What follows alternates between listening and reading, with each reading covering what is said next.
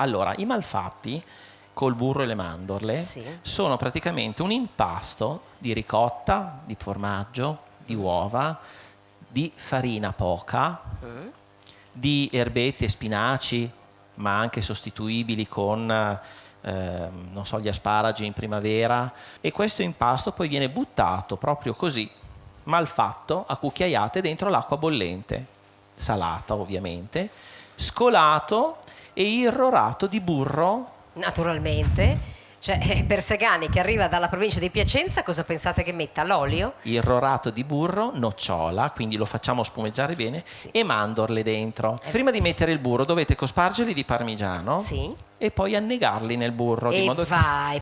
Ricotta. Insieme quella, pianta la Rizzi. Insieme alla ricotta mettiamo il parmigiano,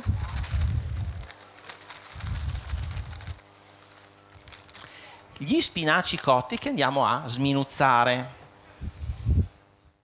ovviamente già cotti e strizzati anche molto bene.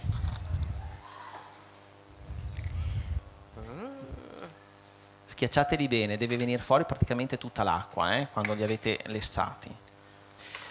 Trito gli spinaci intanto. Ma questo posso buttarli qua allora? Diciamo che mettiamo anche questo. Sì. La farina, regolatevi anche un po' a occhio, nel senso che non tutte le ricotte hanno lo stesso grado di umidità, ci sono quelle un po' più bagnate, quelle un pochino un po' più asciutte, quindi io la metto sempre per ultima in base a quanta acqua ha la ricotta. Te le metto lì? Mettile qua. Uno. Aspetta, farò un po' qua direttamente. E 1, 2, grazie. Perfetto. Intanto, Franca, prendi questa nocina di burro che la sciogliamo dentro nella padella. Questa è la nocina di burro di Daniele Persegani. Non so se vi rendete conto, però quando io parlo di burro... Ci mettiamo dentro anche un po' di montasio. Perfetto. E poi cominceremo a tuffarli a cucchiaiate nell'acqua bollente salata.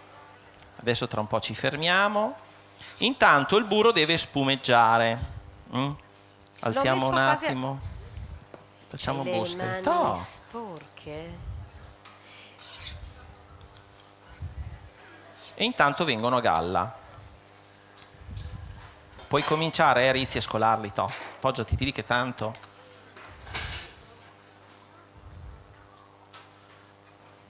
Perfetto.